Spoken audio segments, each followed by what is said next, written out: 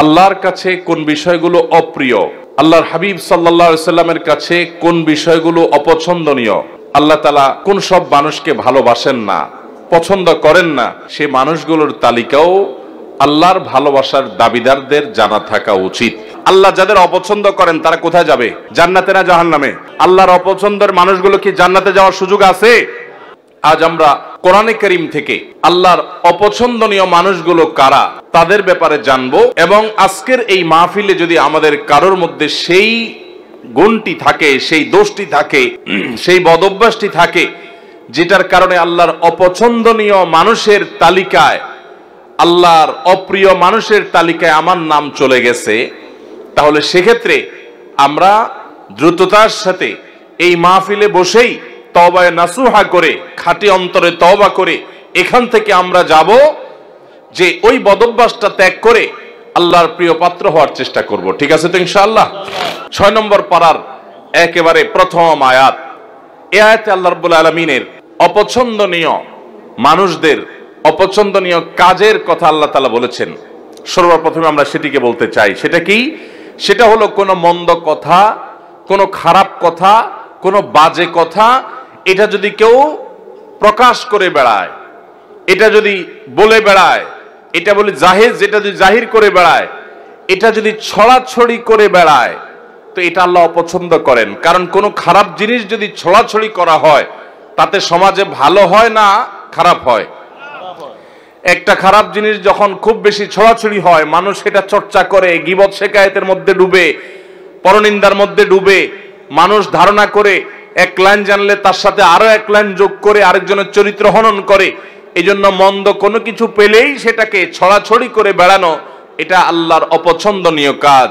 ফেসবুকের এই যুগে, সোশ্যাল মিডিয়ার এই যুগে, এমনকি অফলাইনেও চায়ের দোকানে বসে বসে মা বোনরা 2-4 জন একসাথে হলে কোনো একটা কিছু পাইলেই হলো ওই তিলকে তাল বানায়া ওইটাকে রসিয়ে রসিয়ে আমরা গল্প করে করে ওই মন্দ জিনিসটা একজন থেকে আরেকজন, আরেকজন থেকে আরেকজন, এক চা দোকান থেকে আরেক চা দোকান, এক আইডি থেকে আরেক আইডি, প্রয়োজনে অপ্রয়োজনে আমাদের কোনো জাতীয় স্বার্থ থাকুক বা না থাকুক, আমরা এই জাতীয় মন্দ জিনিস পেলে ছড়াছড়ি অনেকে করি কি করি না? আল্লাহ সুবহানাহু ওয়া তাআলা বলেছেন, লা ইউহিব্বুল্লাহুল জাহরা বিসসুই মিনাল কাওলি ইল্লা মান যুলিম। যদি কেউ কোনো খারাপ কথা এটা সে চিৎকার চেঁচামেচি করে বলে বেড়ায়, প্রকাশ করে বেড়ায়, ঘোষণা দিয়ে বেড়ায়, এটার প্রচার করে বেড়ায়, তো আল্লাহ তাআলা এটা পছন্দ করেন না। নবী করিম সাল্লাল্লাহু আলাইহি সাল্লাম বলেছেন, তোমার কোন মুসলিম ভাই এমন কোন একটা ভেজালে, বিপদে, ঝামেলাতে পড়েছে যে তার ভুলের কারণে হয়তো মান ইজ্জত যায় যায় এমন একটা জায়গায় বেচারা পড়েছে, চিপায় পড়ে গেছে, এই সময় সে চায় সবাই তাকে যেন সহযোগিতা করে, সাহায্য করে, তার এই দোষটা নিয়ে যেন খুব বেশি বাড়াবাড়ি চর্চা করা করে যেন না হয়, সেটা চায়। ওই সময় যদি কোনো আল্লাহর বান্দা দাঁড়িয়ে ওই ব্যক্তির ইজ্জতকে বাঁচাবার চেষ্টা করে যে ভুলে হয়ে গেছে, অথবা এরকম জটিল কিছু না, বেচারাকে একটু তার সম্মানটাকে রক্ষা করার চেষ্টা করে, তাহলে সেক্ষেত্রে যে এই উদ্যোগ নিল একজনের ইজ্জতকে বাঁচাবার জন্য, এই বেচারাও, এই লোকটাও তার জীবনে কখনো যদি এরকম বিপদে পড়ে, তাহলে আল্লাহ সুবহানাহু ওয়া তাআলা তার ইজ্জতকে এইভাবে রক্ষা করবেন। নবী করিম সাল্লাল্লাহু আলাইহি সাল্লাম বলেছেন, মান সাতারা মুসলিমা সাতারাল্লাহু লাহু ইয়াওমাল কিয়ামাহ।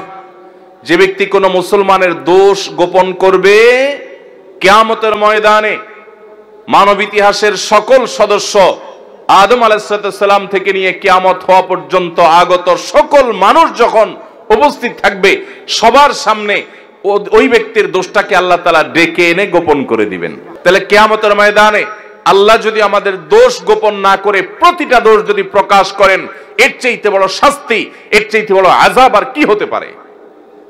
সে আযাব থেকে বাঁচার জন্য অন্যতম উপায় এবং মাধ্যম হলো দুনিয়াতে মানুষের দোষ ত্রুটি পেলেই সেটা বলে বেড়ানোর এই মানসিকতা পরিহার করতে হবে। হ্যাঁ, কিছু দোষের প্রচার প্রয়োজন আছে মানুষকে সাবধান করার জন্য, সতর্ক করার জন্য, সেটাও যতটুকু না করলে নয় ততটুকু। নাম্বার 2, সীমা লঙ্ঘনকারীকে আল্লাহ তাআলা পছন্দ করেন না। আল্লাহ বলেছেন, ইন্নাল্লাহা লা ইউহিব্বুল মুতাদিন। আল্লাহ তাআলা সীমা লঙ্ঘনকারীকে পছন্দ করেন না। ভাইরা আমার, সীমা লঙ্ঘনকারী কারা? সীমা লঙ্ঘনকারী হলো ওই ব্যক্তিরা যাদের জন্য আল্লাহ তাআলা সীমানা ঠিক করে দিয়েছেন সে সীমানা ক্রস করে চলে যায়। আপনি দেখা দিতে পারবেন অমুক অমুক অমুক অমুক নারীর সাথে, যাদের সাথে আপনার রক্তের সম্পর্ক আছে, নিজের স্ত্রী ছাড়া তাদের সাথে আপনি দেখা দিতে পারবেন। এছাড়া আপনার যাদের সাথে দেখা দেওয়া জায়েজ, মাহারাম, তাদের সাথে আপনি দেখা দিতে পারবেন। এটা আল্লাহর সীমানা। এর বাইরে বাকিদের সাথে দেখা দেওয়া যাবে না। এটা হলো আল্লাহর সীমানা। এখন যদি সেই সীমানা ক্রস করে আপনি যেই কোনো নারীর ছবি পেলেন, ভিডিও পেলেন, ফুটেজ পেলেন, ফেসবুকে পেলেন, পেপারে পেলেন, ম্যাগাজিনে পেলেন, যেখানে পেলেন, রাস্তাঘাটে পেলেন, আপনি চান্সে তাকে দেখে নিলেন, মনে মনে হারাম স্বাদ আস্বাদন করলেন, জল্পনা কল্পনা করলেন, তাহলে আল্লাহ যে সীমানা দিয়েছেন সেই সীমানাটা আমরা ক্রস করলাম কি করলাম না? আল্লাহ যাদের সম্পর্কে, যাদের সাথে দেখা দেওয়াকে জায়েজ করেছেন, তাদের গণ্ডি ওভারটেক করে যাদের সাথে দেখা দেওয়ার অনুমতি আল্লাহ দেন নাই, আপনি সেখানেও গিয়ে দেখেছেন, তাহলে সীমানা ক্রস করছেন কি করেন নাই? এটা হলো সীমা লঙ্ঘন। সীমা লঙ্ঘনের আরো বহু দিক আছে। তাহলে আল্লাহ যেগুলোকে হারাম করেছেন সেগুলোতে লিপ্ত হলে সেটা হলো সীমা লঙ্ঘন। নাম্বার 3, যারা খেয়ানত করে, আমানত দিলে আমানত রক্ষা করে না, আমানত নষ্ট করে, পাপিষ্ঠ, খারাপ মানুষ, গুনাহ করে বেড়ায়, নাজায়েজ কাজ করে বেড়ায়, কোনো ভয় নাই তার অন্তরে, এই মানুষগুলোকেও আল্লাহ তাআলা পছন্দ করেন না। কোরআনে কারীমে আল্লাহ রাব্বুল আলামিন তাদের সম্পর্কে বলেছেন, ইয়ামহাকুল্লাহুর রিবা ওয়া ইউরবিস সাদাকাত। আল্লাহ তাআলা রিবা এটাকে ধ্বংস করবেন, সুদকে ধ্বংস করেন, আর সাদাকাতকে আল্লাহ রাব্বুল আলামিন বাড়িয়ে দেন।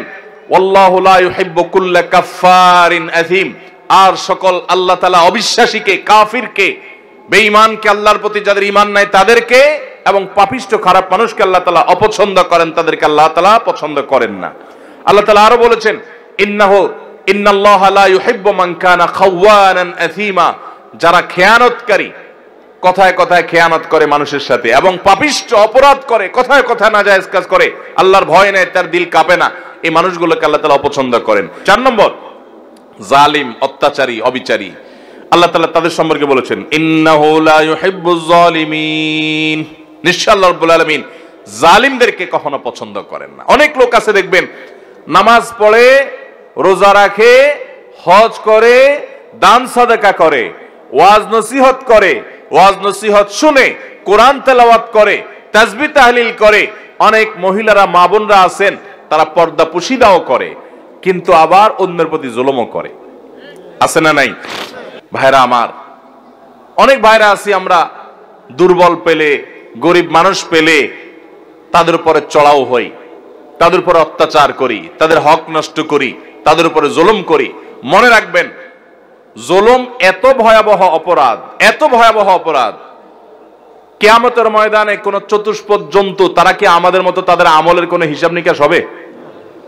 গরু, ছাগল, হাঁস, মুরগি, যত রকমের আল্লাহর সৃষ্টি আছে, মানুষ ছাড়া, জিন ছাড়া, তাদের কোনো হিসাব নিকাশ হবে? আল্লাহ তাআলা হাঁস মুরগিকে বলবেন যে কি পরিমাণ খাইছো, হালাল খাইছো না হারাম খাইছো, হিসাব দিয়ে যাও? এরকম কোন কথা আছে কোরআন হাদিসে? হাঁস মুরগি যদি আরেকজনের ঘরে যায়া তার প্লেট থেকে ভাত খেয়ে চলে আসে, কিয়ামতের ময়দানে আল্লাহ তাদেরকে জাহান্নামের শাস্তি দিবেন, এমন কোন কথা আছে?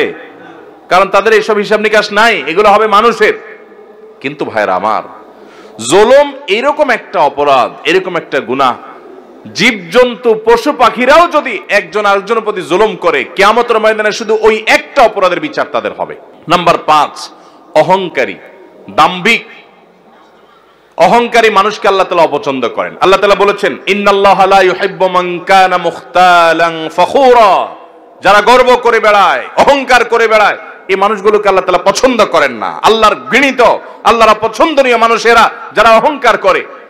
আমাদের সমাজে এরকম অহংকারের রোগ আমাদের অনেকের মধ্যে আছে, সেটাকে আমরা রোগ মনে করি না, ওইটাকে আমরা আত্মসম্মান মনে করি। আত্মসম্মান না, অহংকার এক জিনিস আর আত্মসম্মান আরেক জিনিস।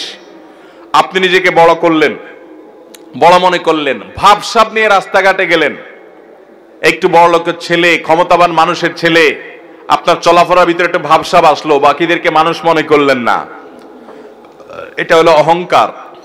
এই অহংকারটা আমাদের মধ্যে আছে না নাই?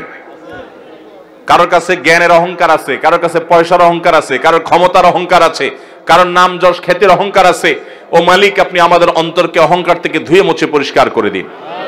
যার অন্তরে বিন্দু পরিমাণ, জাররা পরিমাণ অহংকার থাকবে, সরিষার দানা পরিমাণ অহংকার থাকবে, ওই ব্যক্তিকে আল্লাহ রাব্বুল আলামিন জান্নাতে প্রবেশ করা হারাম করে দিয়েছেন। নো এন্ট্রি, তার জান্নাতে প্রবেশের কোনো সুযোগ নেই।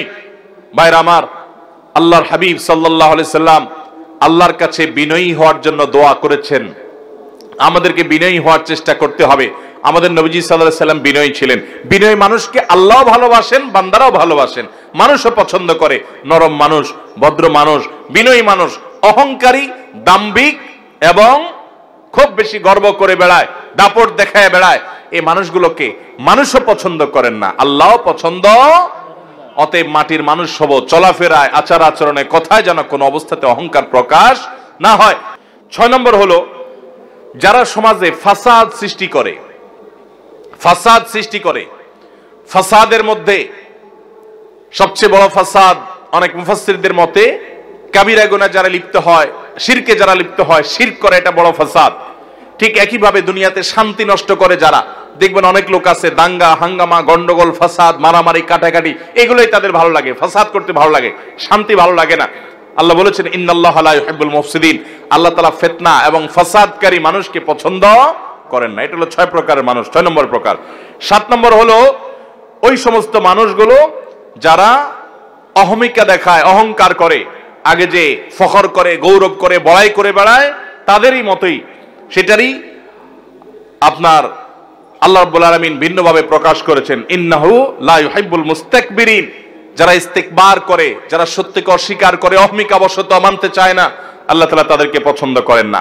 8 নম্বর হলো যারা দুনিয়া পেয়ে এত খুশি হয়ে যায় যে মনে হচ্ছে সে জান্নাত হাতের কাছে পেয়ে গেছে।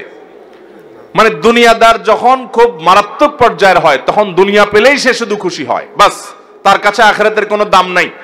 মনে রাখবেন, দুনিয়ার কোনো নেয়ামত পেলে খুশি হওয়াটা দোষের না, কিন্তু আনন্দে আত্মহারা হয়ে গেলেন, এটার মানে হলো আপনার অন্তরে দুনিয়া ভরে গেছে। কথা কি বুঝাতে পারছি? অনেক লোক আছে দেখবেন যে দুনিয়ার কোনো অর্জন হলে খুশিতে একদম বাগবা, সে লাফালাফি, মনে হচ্ছে জান্নাত পেয়ে গেছে। আবার দুনিয়ার যদি কোনো ক্ষতি হয়ে যায় সে এমন ভাবে ভেঙে পড়ে মনে হচ্ছে তার সব শেষ হয়ে গেছে। এটা কোনো মুসলমানের চরিত্র না। 9 নম্বর যে মানুষগুলোকে আল্লাহ পছন্দ করেন না তারা হলো অপচয়কারী। আল্লাহ বলেছেন ইন্নাহু লা ইউহিব্বুল মুসরিফিন। অপচয় আমাদের মধ্যে আছে না নাই? অপচয় এখন অনেকেই আমরা করি। আমরা মনে করি যে পয়সা করে কিছু হলেই বোধহয় একটু অপচয় না করলে আমার ধনী এবং বড়লোকগিরি জাহির হয় না। অথচ ইমানদার কখনো অপচয় করতে, আল্লাহ তাআলা কোরআনে কারিমে আমাদেরকে বলেছেন যে আল্লাহর নেককার বান্দাদের বৈশিষ্ট্য, ইবাদুর রহমানের বৈশিষ্ট্য হলো ওয়াল্লাযীনা ইযা আনফাকু লাম ইউসরিফু ওয়া লাম ইয়াকতুরু ওয়া কানা বাইনা যালিকা কাওয়ামা। আল্লাহর রহমানের বান্দা হলেন তারা যারা যখন খরচ করে না অপচয় করে, অপব্যয় করে না, তারা কৃপণতা করে। নবী করিম সাল্লাল্লাহু আলাইহি ওয়াসাল্লাম কৃপণতা থেকে পানা চেয়েছেন, আল্লাহুম্মা ইন্নী আউযুবিকা মিনাল বুখলি ওয়াল জুবন, আল্লাহ আপনার কাছ থেকে আমি পানা চাই বখল থেকে, কৃপণতা থেকে। আল্লাহ রাব্বুল আলামিন আমাদেরকে মধ্যমপন্থী হওয়ার তৌফিক দান করুন। ব্যয়ের ক্ষেত্রে মধ্যম পন্থা অবলম্বন করতে হবে, অপচয় করা যাবে না, অপব্যয় করা যাবে না। এরপর 10 নম্বর যে মানুষগুলোকে আল্লাহ রাব্বুল আলামিন অপছন্দ করেন সেটি এসেছে নবী করিম সাল্লাল্লাহু আলাইহি ওয়াসাল্লামের হাদিসে। তিনি বলেছেন ইন্নাল্লাহা লা ইউহিব্বুল ফাহিশা ওয়াল মুতাফাহহিশ, যারা অশ্লীল কথা বলে, অশ্লীল কাজ করে, অশ্লীলতা ছড়াছড়ি করে, বেহায়াপনা করে, এই মানুষগুলোকে আল্লাহ তাআলা পছন্দ করেন না। ঠিক একই ভাবে মুতাফাহহিশ সম্পর্কে মুহাদ্দিসরা অনেকে বলেছেন এর মানে হলো যারা অশ্লীলতা এটা প্রকাশ্যে করে, সবার সামনে খুল্লম খোলাভাবে অশ্লীলতা করে, কোন রাগঢাক করা ছাড়া অশ্লীলতা করে, এটাকে পেশা বানিয়ে নিয়েছে, এটাকে নেশা বানিয়ে নিয়েছে, এই মানুষগুলোকে আল্লাহ তাআলা পছন্দ করেন, আল্লাহ তাআলা অপছন্দ করেন। ভাইরা আমার, 12 নম্বর আল্লাহ যাদেরকে অপছন্দ করেন তারা হলেন ওই সমস্ত মানুষেরা যারা ইসবাল করে, যারা টাকনুর নিচে পুরুষ হয়ে লুঙ্গি, জুব্বা, চাদর, প্যান্ট, পাজামা এগুলো পরে, এই ইসবালকারীদেরকে আল্লাহ তাআলা পছন্দ করেন না। নবী করিম সাল্লাল্লাহু আলাইহি ওয়াসাল্লাম বলেছেন, ইন্নাল্লাহা লা ইউহিব্বুল মুসবিলিন, নিশ্চয়ই ইসবালকারীকে, অর্থাৎ টাকুন নিচে যে পুরুষরা পোশাক আশাক পরে, এদেরকে আল্লাহ তাআলা পছন্দ করেন না। ভাইরা আমার, এভাবে আল্লাহর অপছন্দনীয় মানুষের তালিকা হাদিসের দিকে যখন তাকাই, তখন আমরা আরো অনেক পাই যে কথায় কথায় ঝগড়া করে অনেক বেশি, তাকে আল্লাহ তাআলা পছন্দ করেন না। যে ব্যক্তি বেচা কিনা করতে গিয়ে কথায় কথায় শপথ করে, কসম খায় এবং কাস্টমারকে ঠকাবার জন্য মিথ্যা কসম খায় এবং প্রয়োজনে অপ্রয়োজনে কসম করে, অনেক দোকানদারও আছে এরকম, তাদেরকে আল্লাহ তাআলা অপছন্দ করেন। ঠিক একইভাবে যে ব্যক্তি গরিব হয়ে আবার অহংকার করে, আল্লাহ তাআলা তাদেরকে অপছন্দ করেন। যে ব্যক্তি ধনী হয়ে জুলুম করেন, তাদেরকে আল্লাহ তাআলা অপছন্দ করেন। যে ব্যক্তি দুনিয়াটা খুব ভালো বুঝে, আখিরাতের কিছুই বুঝে না, এই মার্কালা মানুষ আমাদের সমাজে এখন ভরা। এরা আল্লাহর অপছন্দনীয় মানুষের তালিকায় আছে। আল্লাহর অপছন্দনীয় মানুষের তালিকা এরকম খুঁজলে আমরা আরো অনেক পাবো কোরআন এবং হাদিসের আলোকে। আমরা কোরআন থেকে এবং নবী করিম সাল্লাল্লাহু আলাইহি ওয়াসাল্লামের হাদিস থেকে আল্লাহর অপছন্দনীয়, আল্লাহ যাদেরকে ঘৃণা করেন, অপছন্দ করেন, সে মানুষগুলোর তালিকা জানলাম। আল্লাহ যাদের অপছন্দ করেন তারা কোথায় যাবে? জান্নাতে না জাহান্নামে? আল্লাহর অপছন্দের মানুষগুলো কি জান্নাতে যাওয়ার সুযোগ আছে?